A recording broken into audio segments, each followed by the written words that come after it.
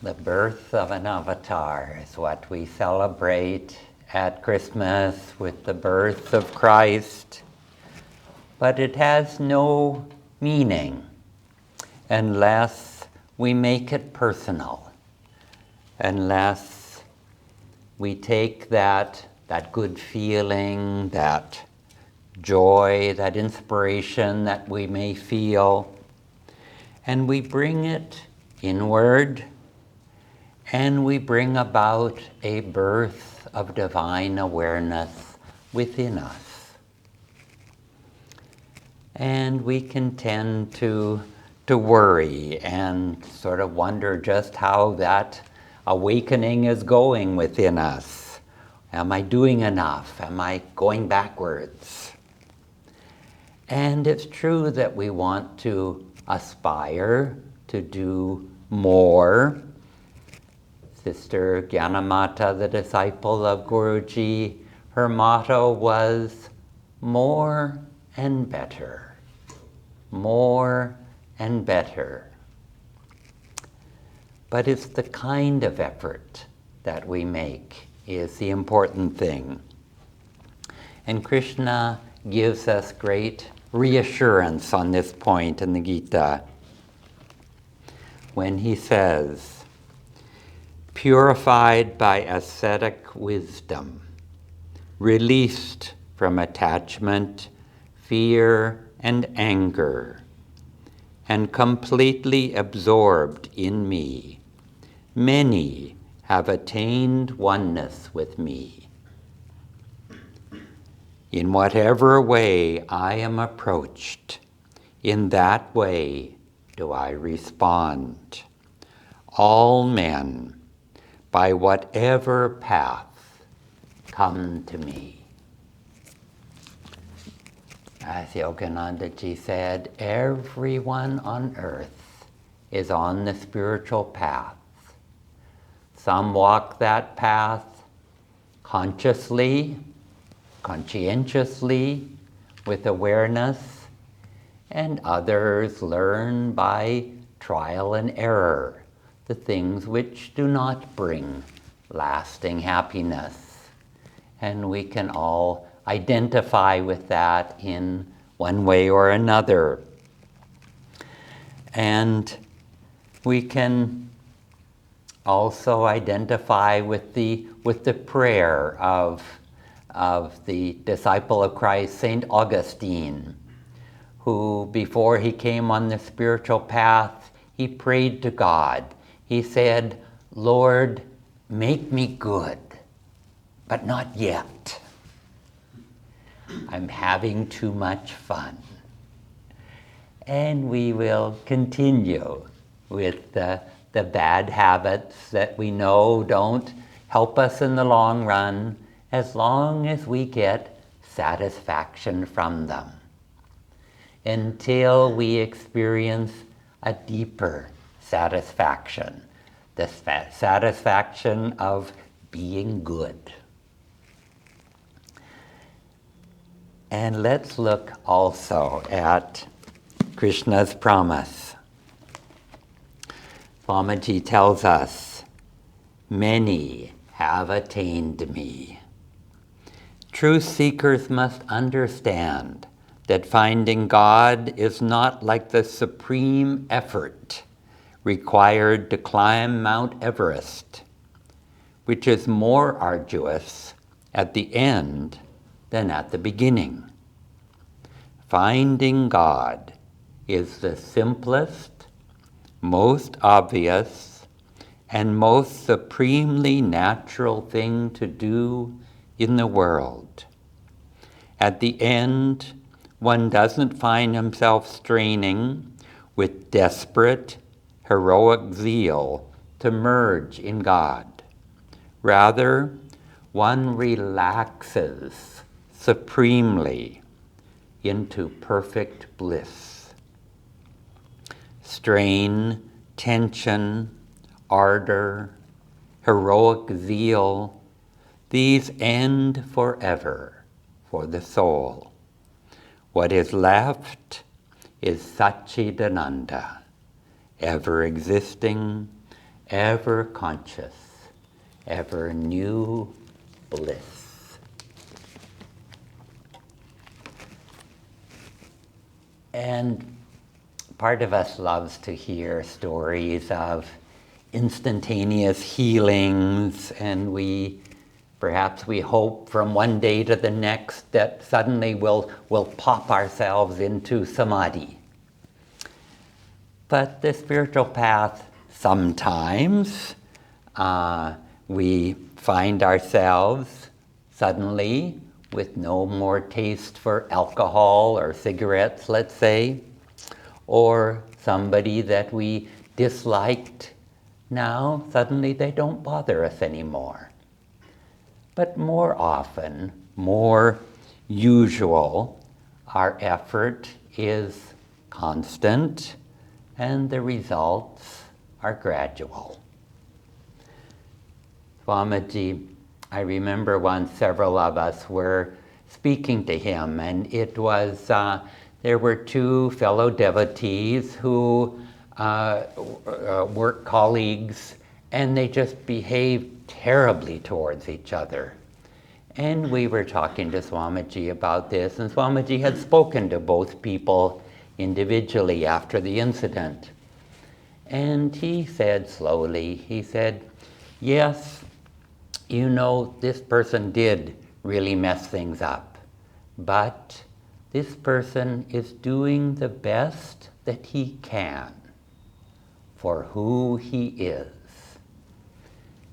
And then he smiled and he said, and the other person involved, she too is doing the best she can for who she is. And God does not demand any more of us. He doesn't demand that we be perfect. He doesn't demand even that we do a good job.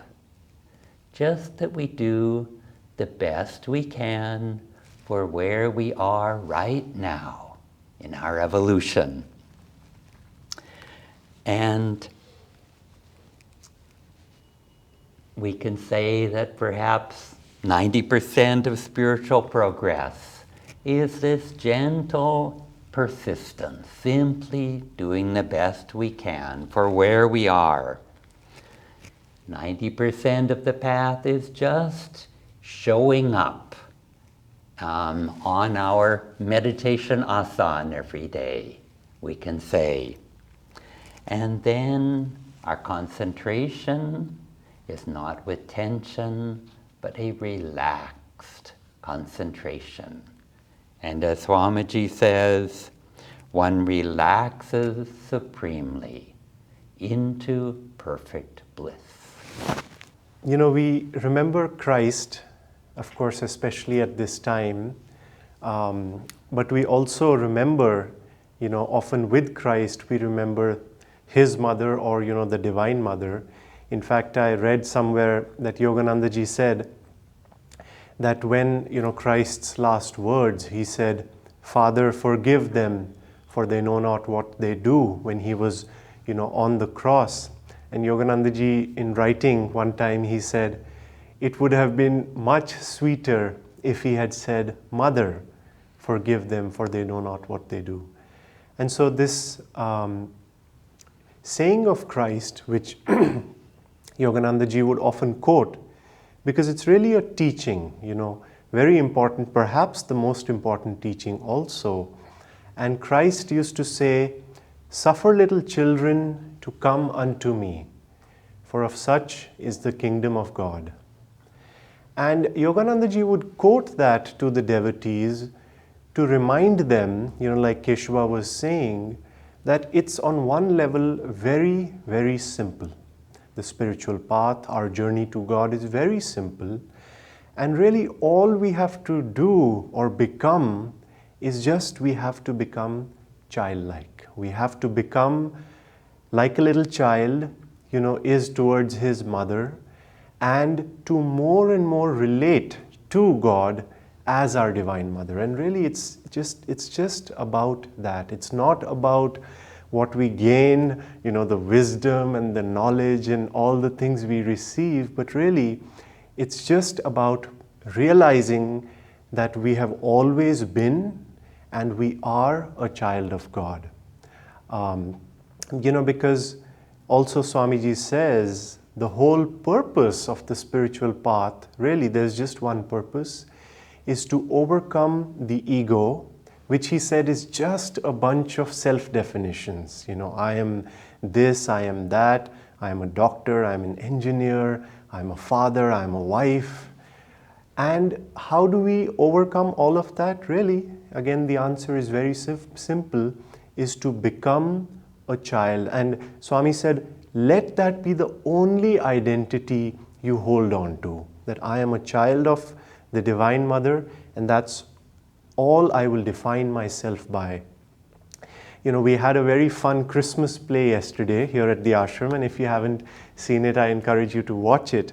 And there were a bunch of children there. Some were playing angels and some were playing the shepherds, and they had a blast. We had a blast also just watching them.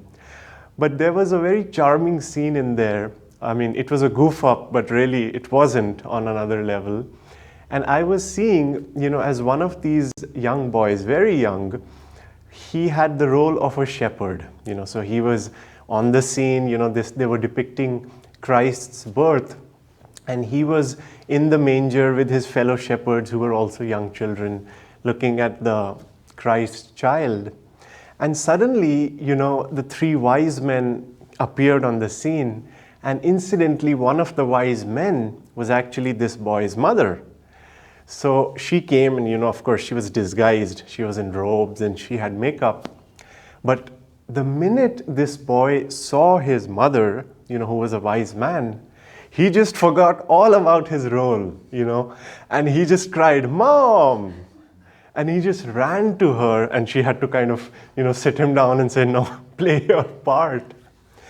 But it just reminded me, really, that there's a great, great truth in that little small episode, which is that it depicts what our journey, each one of us, has to be, should be. That we are in this world and we are simply playing roles. We might be a shepherd, we might be a banker, we might be a housewife, but really always to keep in our mind, I am none of those. And I am just a child of God. And the minute I see the Divine Mother, I forget about my role, I forget what I'm doing, and I just run to her arms. And even if she is disguised, and this is where it takes our effort to see beyond her, different disguises in other people, and to see, no, you can't fool me, Divine Mother, I know it's always you. And so always keep that awareness in your mind that I am a little child, and whenever Divine Mother appears, let go of everything, all the roles, all the self-definitions, all the attachments, and just run to the Divine Mother. I want to end just sharing the words of, a great saint, Ramakrishna Paramhansa. And he also describing this relationship of the devotee with the Divine Mother. This is just a brief description which just captures this feeling one must have on the path very beautifully. He says, one must have for God the yearning of a child. The child sees nothing but confusion when his mother is away. You may try to cajole him by putting sweetmeat in his hand, but he will not be fooled. He only says, "No, I want to go to my mother." One must feel such yearning for God. Ah, what yearning! How restless a child feels for his mother. Nothing can make him forget his mother. He to whom the enjoyment of worldly happiness appears tasteless, he who takes no delight in anything of the world, money, name, creature comforts, sense pleasure, becomes sincerely grief-stricken for the vision of the mother. and to him alone the mother comes running, leaving all her other duties. So let's just keep this in mind as we go through life, especially in this Christmas season, to always remember who we are and who our real father, our real mother is. Joy to you.